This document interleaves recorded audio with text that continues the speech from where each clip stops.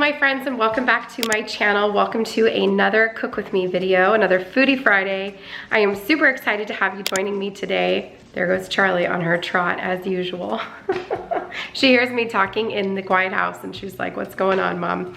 Anyway, today we are gonna be doing something a little bit special. We're going to be preparing for a 4th of July get together. So we're gonna be doing some finger foods and some dips and a little dessert charcuterie, and we're gonna do this a little bit semi-homemade. So we're gonna be doing things, you know, that we have to make, and some things that we bought that we're just going to zhuzh up, kind of like we did with the spaghetti in that one Sunday reset videos. I hope you're here for it. Let's go ahead and get started.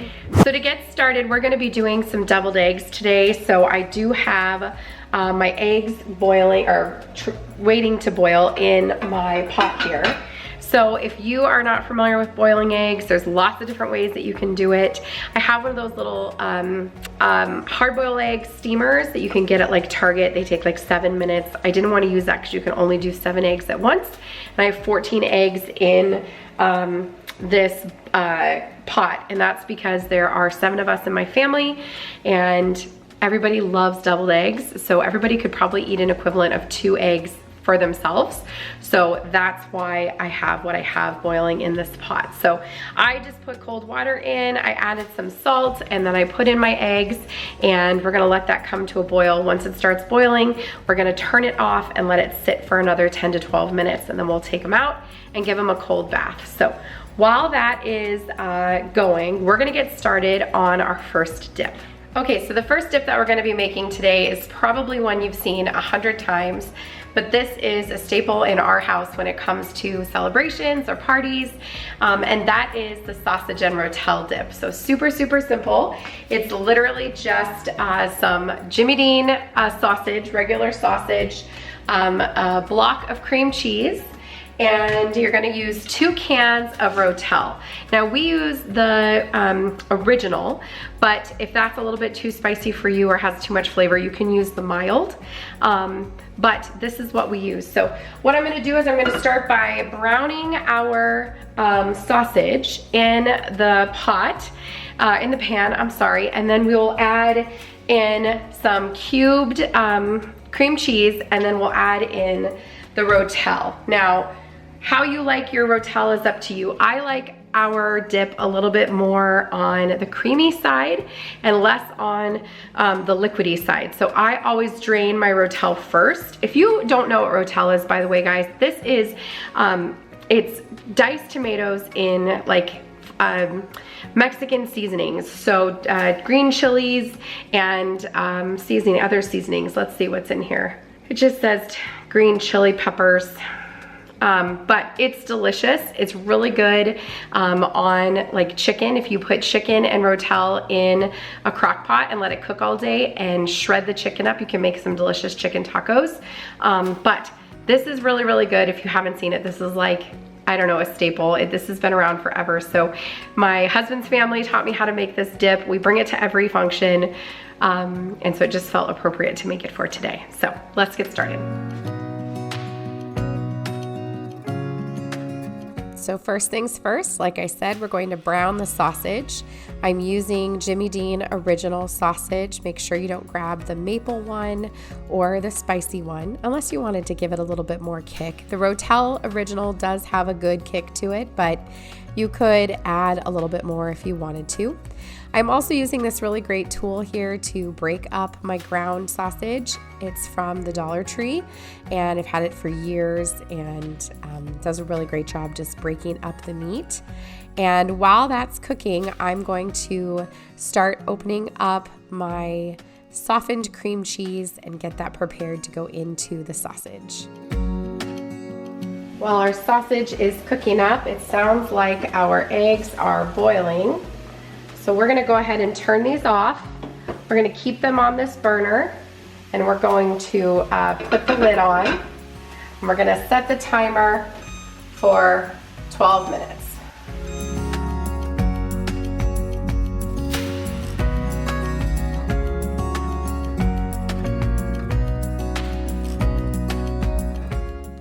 while you're cooking your sausage, you want to make sure that you are breaking it up really well. This is going to be a dip, so you want it to be in as small chunks as you possibly can get.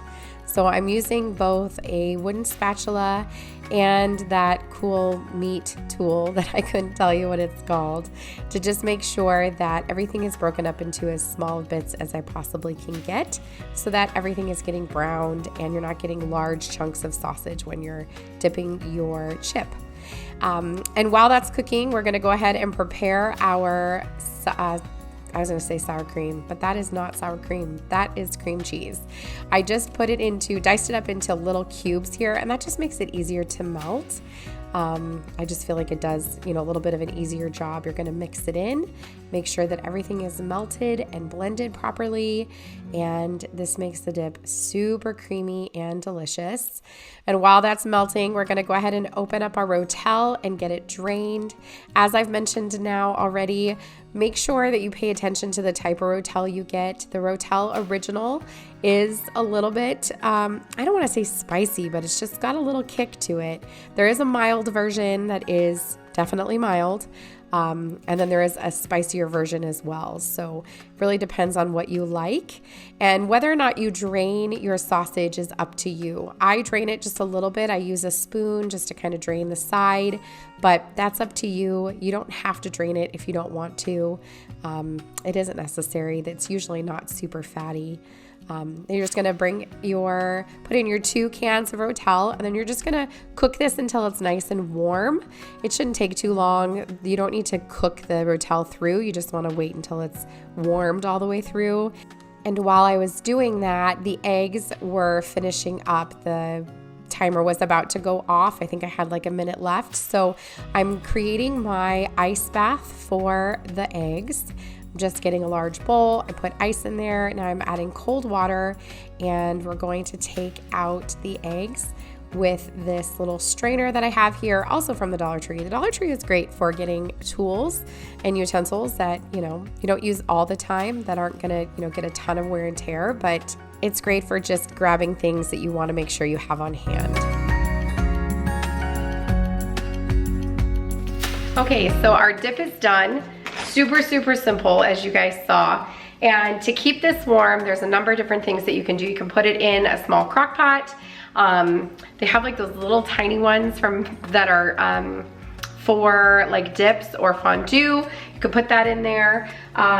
You can put it in a tray over a burner. So yeah, so however you can keep it warm, or you can keep it here on the stove and reheat it. So we like to eat this, there's a number of ways. You can eat it with Fritos. I like to eat it with tortilla chips, and the On the Border chips are by far the best tortilla chips ever. So we're gonna go ahead and give it a try. And Danny is standing here because the smell has like beckoned him into the kitchen.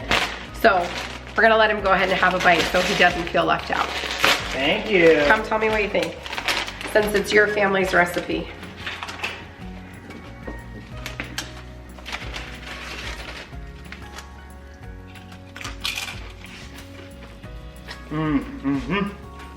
Oh yeah. Notice, he's not double dipping. He broke his chip and went back for more.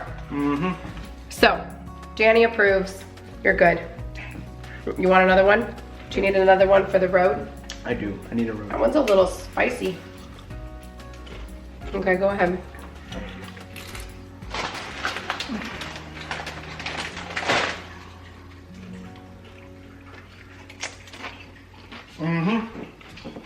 The only problem with making this dip when you first start your day, or when you first start cooking, is you're gonna eat it the whole time.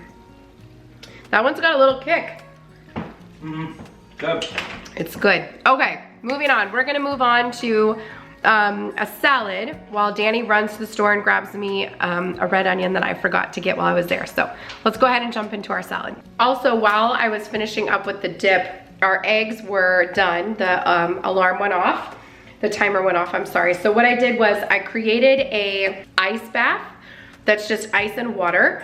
And I used this great little tool here to take my eggs out and put them into the ice bath. That's what stops the cooking, and that helps them to cool and makes it easier for them to peel.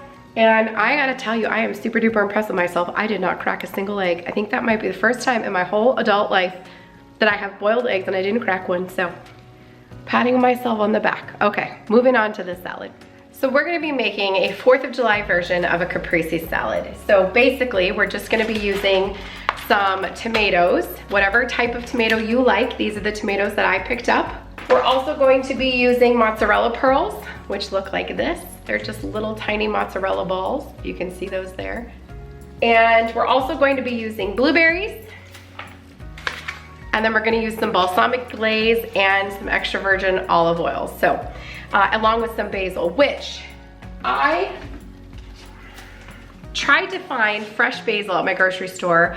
It was nowhere to be found. I was in shock. So I had to buy this lightly dried basil.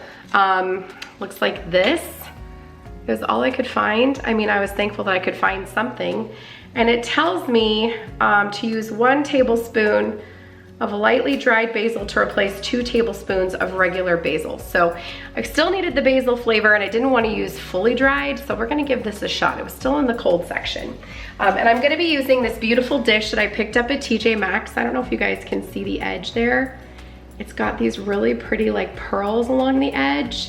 I picked this up, like I said, at TJ Maxx, maybe it was Home Goods, I think for $12. Every time I go to Home Goods or TJ Maxx, even if I'm there for like a birthday gift for somebody or for something for my daughter or something, I always go and check their serving dishes because I have always found something, and I am a sucker for white dishes of any kind. So every time I see a really good one, I'll pick it up. But I'm gonna grab the olive oil and the balsamic glaze, and then we're gonna get this salad put together. How you choose to cut your tomatoes for this dish is completely up to you. You also don't have to use cherry tomatoes. You could use heirloom tomatoes or any other kind of tomato. I just decided to go with a cherry tomato because that's what my kids like. They could eat that entire package to themselves. And I am either having the cherry tomato or I'm cutting it in 4ths depending on the size. But that's completely up to you. And I did end up doing that entire package. And then I'm going to break down my mozzarella now. So I realized that my mozzarella was a little large, so I'm just dicing it in half. So that way it goes a little bit of a further, a little longer of a way, and the bites are not as big.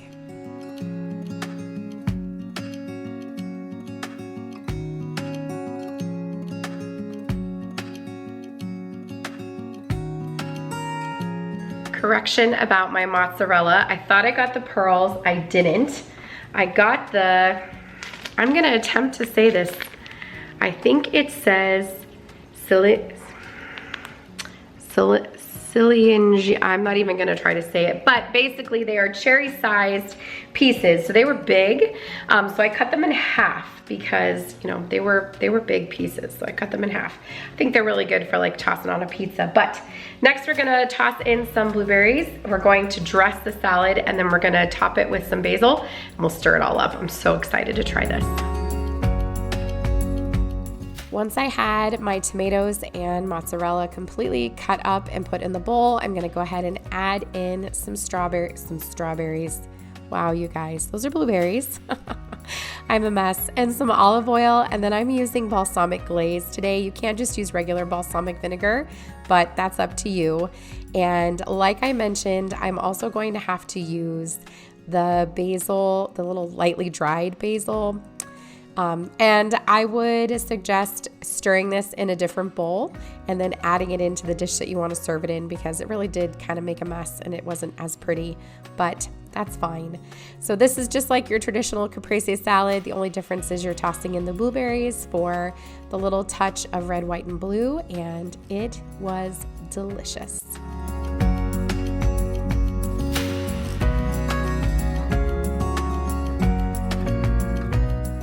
Okay, next up I'm gonna get started with peeling the eggs. We're gonna make a deviled egg, but we're gonna make it a little extra fancy. I do this for all holidays, and I'm gonna show you a really cool trick to elevate your regular deviled eggs when you bring them to a party or to a family gathering. People are gonna be like, dang, you so fancy, and you're gonna be like, yes, I am. It took me forever, and it really didn't. I'm gonna show you my trick. So first, We're going to peel every single one of those eggs, and then we're gonna cut them. We're gonna take out the yolk, and then we're gonna make them fancy. I'm gonna show you.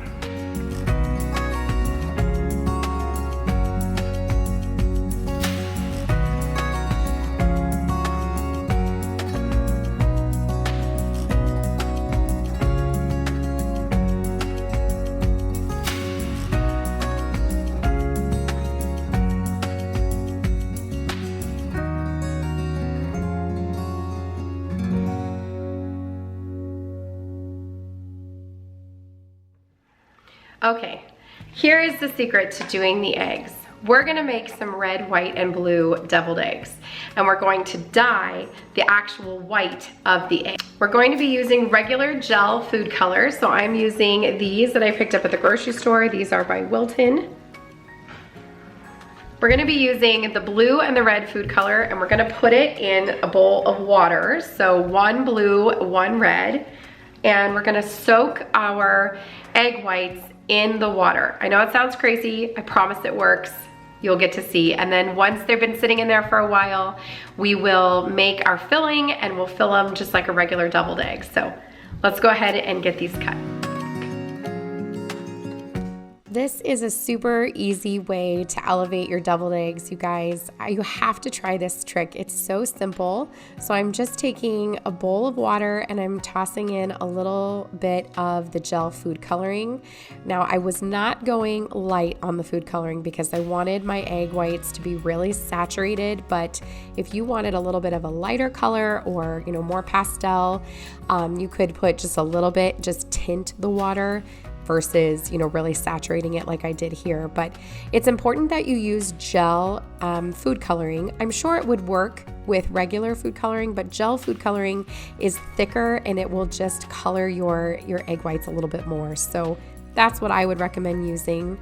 And I'm just having all of the eggs, and then I am gently removing the egg yolk and putting that into a separate bowl. That's what we're going to make our deviled egg filling with, and they should just pop out really nice and easily for you. And you don't have to rinse the egg whites beforehand. You can if you want to, but we're going to rinse them afterward to make sure we get all of the food coloring off so it doesn't dye everybody's hands when they go to eat them. So if you don't get them, you know, nice and clean now, that's perfectly fine. You're going to rinse them off in a minute. And if you notice, I did have a torn egg white that I just tossed into the red there. Don't worry about throwing those away. They're still edible. You can kind of fix them and glue them back together with your filling, but definitely don't throw those away because if you're anything like my family, they will get eaten. Okay, so now that we have the egg whites in the food color water, we're gonna let it sit. I used a spoon to kind of push them down, but if you can see, like they're already turning colors, if you can see that. I want these pretty saturated, so I'm gonna let them sit in here for a little while. So here's the red ones. I'm gonna let these sit in here for a little while so that they get really, really saturated, so they look really, really blue and red. I make these every year for Easter, and I do it with like pastel colors, and I don't put them in for super long so the colors stay really, really pastel and sweet, very spring. But this is full on summer. I want these to be really, really bright. And if you notice, what I did was I counted 5 in the red, 5 in the blue, 5 in the white, and then I went 1, 1, 1 each time until I was done. And yay for me, I have enough. So I have just the right amount. So I'm going to now get the inside of the deviled egg filling. I can't even think right now. The deviled egg filling made and prepared. I'm gonna stick it in the fridge until these are done, and then we'll get those finished up. While those are sitting, and after I have that done, we're gonna get started with our next dip. Okay, it's time to make the filling. This is my favorite part of a deviled egg. Oh my gosh, you guys, my family could eat deviled eggs every day. So I'm just using a fork to mash up the egg yolk. And all we're going to add to this is mayonnaise, however much you want. I would say I probably used about maybe a half a cup, a little more than a half a cup. And then I added ground mustard, salt, pepper, and some sweet relish. The relish is really important. It kind of just adds a little extra layer of texture. Go light on your ground mustard because that can give it a little bit of a spice to it, a little bite, but you don't want to skip it. It's absolutely delicious. And this makes a really great egg salad recipe as well. You would just dice up those egg whites and put them right back in there, and then it's super delicious on bread or crackers. My family loves egg salad, so absolutely easy peasy and so delicious.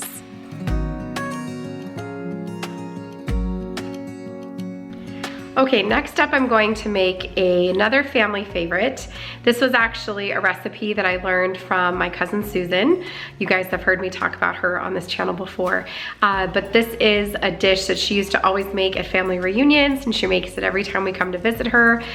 She lives out on Long Island, so I asked her if it would be okay if I shared this recipe here on the channel, and she said yes. I'm giving her all of the credit, but this is a delicious corn dip. It's cold, it's refreshing, it's delicious, and it is so addicting. I apologize now, but we're gonna go ahead and get that done, and then we will move on to our desserts. And Charlie's freaking out because she can't find Daddy because he just went outside, this dog. As I mentioned, this next dip is so easy and yet so incredibly addictive. We're going to be using white shoe peg corn. This is so very important. This is what makes this dip so good. This corn is sweet and very, very crisp, and you don't want to be using just regular canned corn for this. It does not taste the same. It will not taste good. You definitely want to make sure you're using the shoe peg corn. You can find it in the same section where the other corn is, in the canned food section, but it has to be the shoe peg corn. And then, like I mentioned already, we're just gonna dice up this red onion and let it soak in a water bath to remove the bite a little bit, if you will. And it's just gonna sit there for, I don't know, 15, 20 minutes. And while it's sitting there, we're just gonna make the rest of the dip. It's really, really easy and absolutely delicious and so incredibly addicting. It's great for family movie nights or game nights. We used to always make it for reunion. But you're gonna start off by opening and draining your shoe peg corn. It doesn't have a lot of liquid in there, but you wanna drain it. And you're gonna add it to a bowl, both cans. And then you wanna add in a cup of mayonnaise. In this image, I think I went a little bit overboard, but that's okay. And a cup of sour cream. This is just an 8-ounce little container, so that was easy. Didn't have to measure. I don't really do a lot of measuring, you guys, unless I'm baking. Everything else I just kind of eyeball, as you can see here. And then you want to add in about a cup of cheese. Cheddar cheese is best. You can buy the pre-shredded if you want from the grocery store, but I had this Cabot cheese already ready to go. Definitely went more than a cup of the cheese, but my family loves cheese. So it's up to you if you want to do more or less. And then you just want to add a little bit of salt and pepper, and in a little while we'll add in the onion. Okay, so that's it for the corn dip except for the onion. We're gonna put the onion in after it's had time to sit and soak. It just takes the bite out of the onion. So I like a lot of onion, I like the bite, but not everybody does. So you soak it so that it's not like super spicy. So we're gonna let that sit for a few while the onions soak.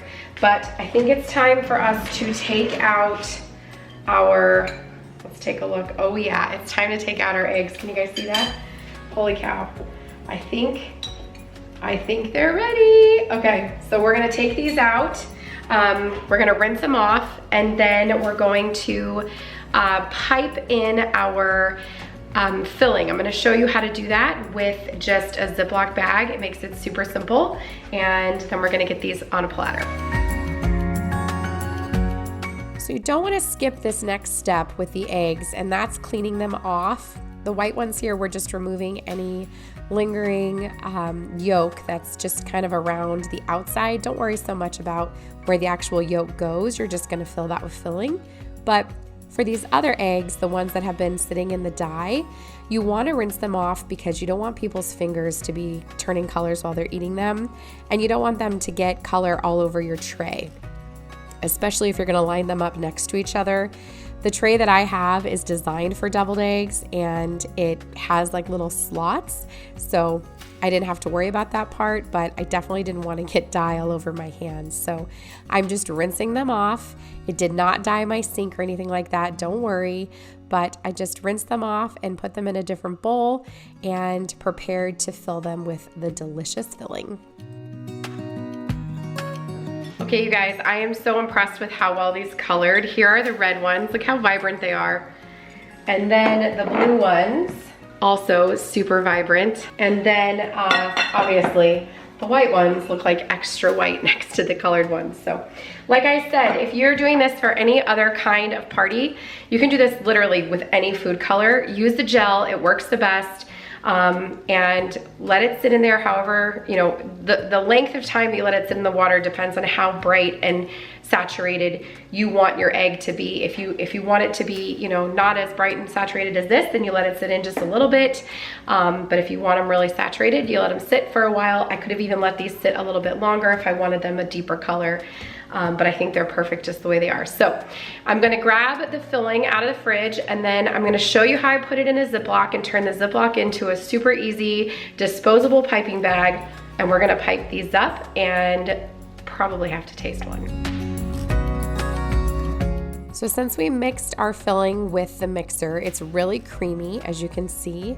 And we're just gonna use a quart-sized Ziploc bag, and we're going to use a spoonula, as Rachel Ray calls these plastic spatulas, and we're going to fill up the bag with the filling. You can do this with any kind of frosting, anything you want to pipe. Mashed potatoes, if you're making twice baked potatoes, you can mash up your potatoes, and then I might have to do those in a video, and then you kind of pipe them back into the potato skin, and then you trim off the corner, and you have a great little piping bag. It's super easy, and you can just toss it when you're done. And what I'm doing now is I am laying out my eggs on this platter. Like I mentioned, it's designed for deviled eggs. I actually got it at my bridal shower 101 years ago. Danny and I have been married for 16 years, so it was a long time ago. But I use it all the time. Like I said, my family loves deviled eggs. It holds, I think about 14. So it doesn't hold a ton, but we had extras and I just put them on another little platter. And then I could just refill this one as, you know, it gets emptied. Now, my Ziploc bags were a little bit funky and they were not working as they normally do. So I had to cut the hole a little bit bigger. And then I just grabbed a spoon and used it to help plop that's a terrible word, plop, but to put the filling into the egg white. So very good. If you guys have never had a deviled egg, I don't know if this is like very American. I'm not even sure where deviled eggs originated, but if you've never had one, you have to give them a try. They're such a delicious little snack. They're salty. They've got a little tang from the relish, and they just scream summer to me. My kids could eat these every single day, and I feel like they're not a terrible snack. It's just like eating a hard-boiled egg. And then when you're all done, you're going to top it with a little bit of paprika, and these are good to go.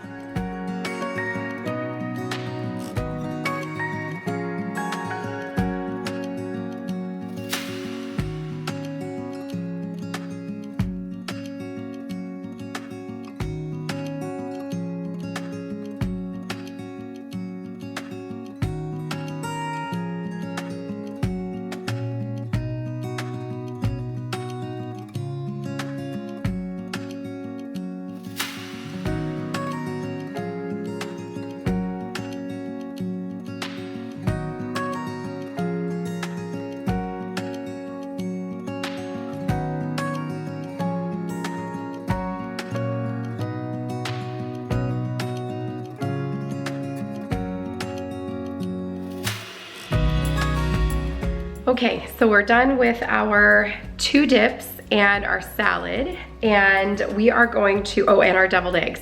We're gonna move on now to a drink. So I'm going to make a fruit infused, that's hard to say, y'all. Say that a lot of times fast. Once is tough enough. A fruit infused water.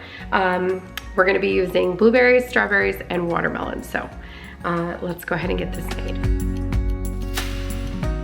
For this drink, I would typically use a large glass mason jar pitcher that I have that has a spout, and that's so that everybody could fill their cups. But since it was just my family, I only used the glass pitcher that I had there, and it worked out perfectly. And now we're gonna cut out some stars in the watermelon. My watermelon was super ripe. It was literally breaking as I was trying to take the stars out of it. And I probably ate, I don't know, a fourth of it as I was doing this. I ate so much of this watermelon. I love watermelon. It was so sweet and delicious, but I decided that I was gonna have to change my approach because it was so soft. So that middle part where I normally would do it was too soft. So I had to use the watermelon closest to the rind, and that did end up working. Danny had sliced this for me. It was a little bit too thick, so my cookie cutter didn't go all the way through, but with a little bit of finagling, we definitely got some good stars. And the rest of the watermelon I left for us to eat. But like I said, I had to stay really close to the rind to make sure that I could hold as much of that star shape as I possibly could get. They were so cute. You could do this for a fruit platter or even just for an afternoon snack for your kids. It was not hard at all. It takes an extra 5 minutes to make it fun. You could freeze these, put them on a little lollipop stick and put them in the freezer. You could put them in a cocktail, but watermelon is great to use any kind of cookie cutter and, can level up any kind of drink or, fruit platter or anything like that. And then we're just gonna quarter up some strawberries. Now, my original plan was to keep the stems on because I wanted a little bit of that green color.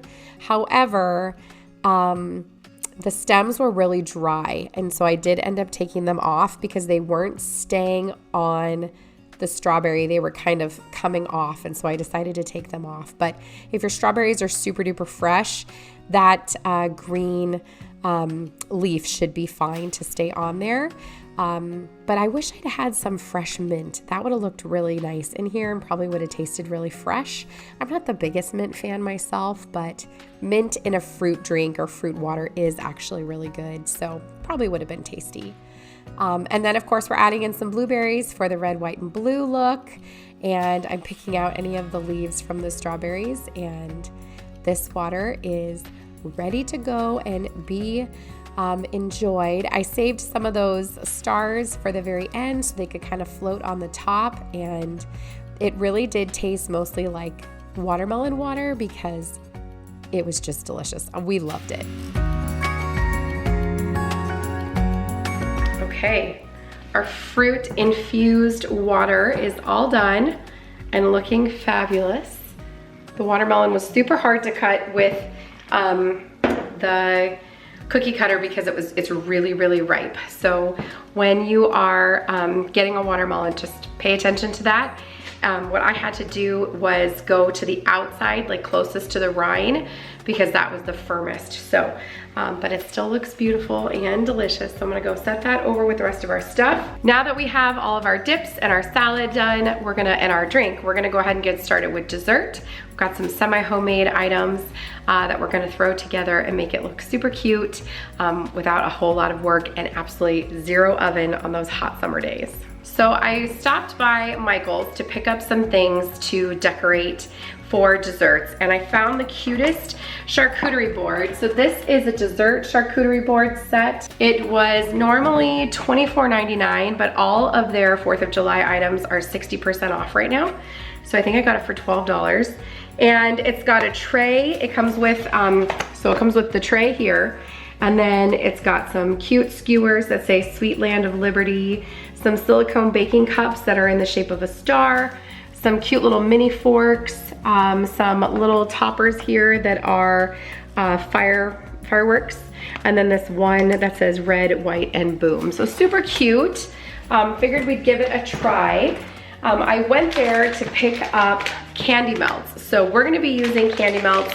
If you guys have never used these before, these are a super easy way to make anything into a really cute dessert. So I have used candy melts to cover popcorn, melting it, drizzling it over popcorn with some sprinkles and throw in some M&Ms. It's super cute for a party. I've also used it on pretzels, on cookies, on Rice Krispie treats. I mean, you can use candy melts on anything. So I picked up red, white, and blue. So these are what we're gonna be using today. Like I said, I got these at Michael's. And I also picked up some red, white, and blue sprinkle mix.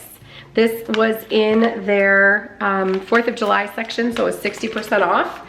And it's really cute. It has hearts, little red hearts with blue and white sprinkles. So what we're gonna be doing with these things is we're going to be decorating some already made items to make them look a little extra cute and to give them a little extra taste. And then we're gonna decorate them onto this cute little charcuterie board. But we're not gonna be baking anything, which is fantastic because the summer is hot and you do not want your oven on.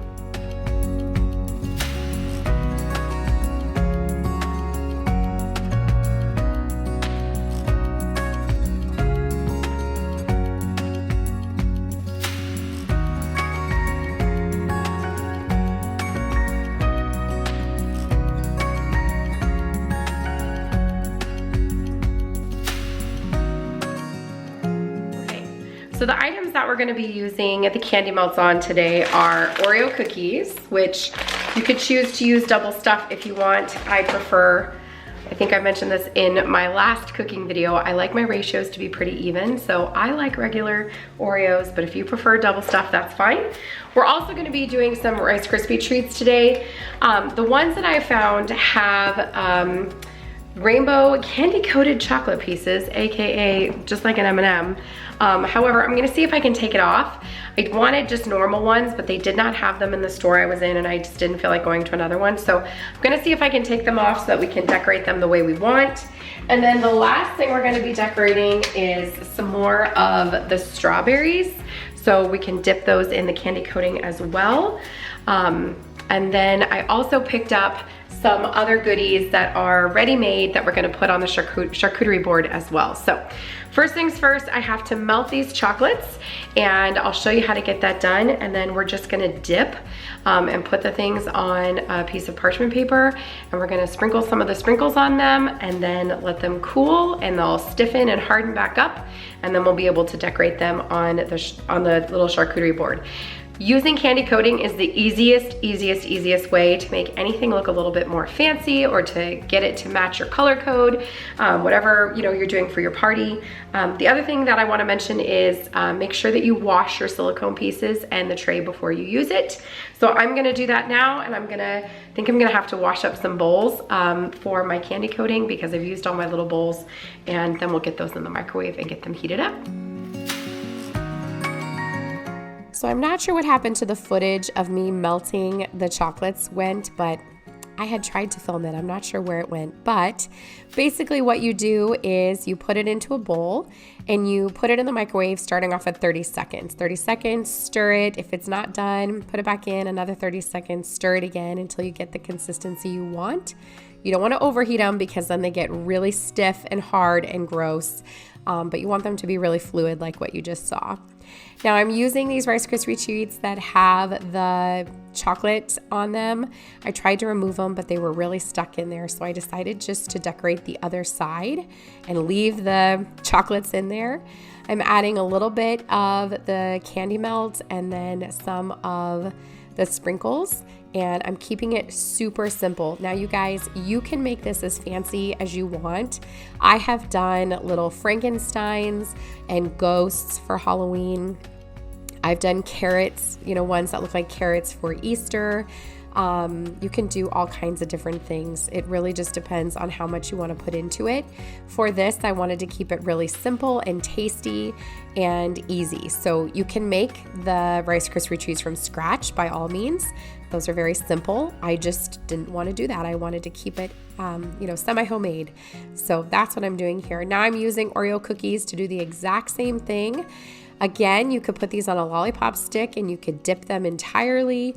I'm doing more of, a ladle approach. I'm putting the candy melt onto the cookie instead of dipping it in, but it's completely up to you how you want to do it. You can put the whole thing all the way in if you wanted, or you could just put a little bit in. And I decided not to use parchment paper because I didn't have any. So I'm using this cookie sheet that I have here that has the cooling rack across the top, and it was perfect.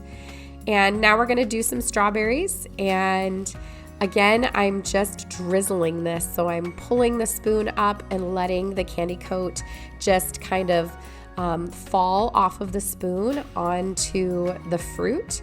And this is what you can do with chocolate as well. You don't have to dip it if you don't want to. If you want to leave a little bit of that strawberry peeking through, you can do that. So now we're going to come in with the white. I figured I would use the white to just kind of add some color at the end. It's up to you how you want that to look. You can add red to them. I figured they were already red, so I just added blue and white. And then I added a little red star or a little red heart, which I thought was really, really cute. And these got devoured so very quickly. They're so easy to make, and they look kind of messy, kind of semi-homemade, kind of, want to be fancy. I don't know, but my family loved them and they were delicious. Like I said, you can use candy melts on all kinds of things. My daughter's favorite is if I pop popcorn and drizzle melted candy melt all over the popcorn. You just kind of lay it out on a cookie sheet and then you drizzle the candy melt across the top and let it go back to being solid. You let it cool, and it's absolutely delicious. You can sprinkle a little bit of sprinkles on them to give them some color. They look great in favor bags, and they're really great for you if you're allowed to bring in homemade treats to your kids' school.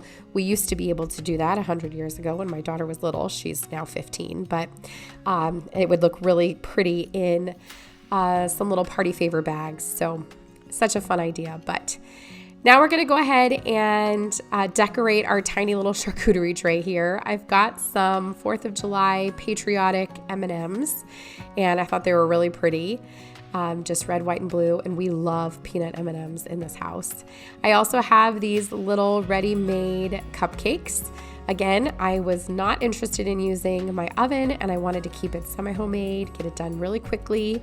And now I'm just going to lay out all of the treats in a sporadic manner just to kind of make them look cute on the tray, and then we'll go in with the decorations and our charcuterie board will be ready to devour.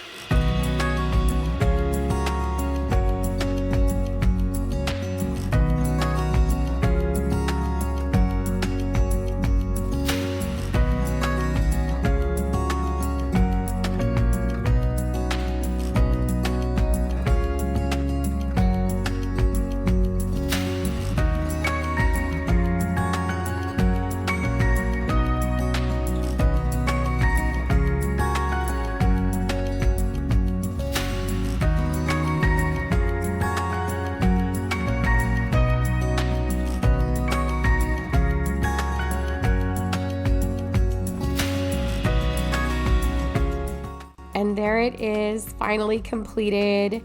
It looks so cute and delicious. Every single item on this tray was gobbled up as soon as dinner was done.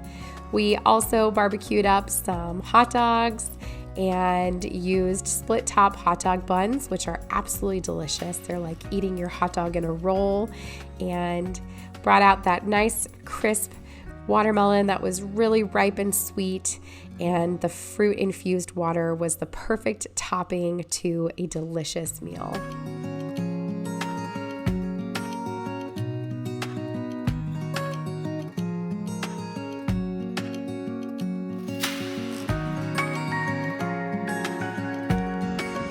All right, my friends, that is it for this edition of A Holiday Cook With Me. I hope that you found some inspiration for your 4th of July celebration. We're gonna go sit down now and chow down on this food. You can hear the griddle still sizzling, and I will see you guys in the next video. Have a great day. We'll see you soon. Bye-bye.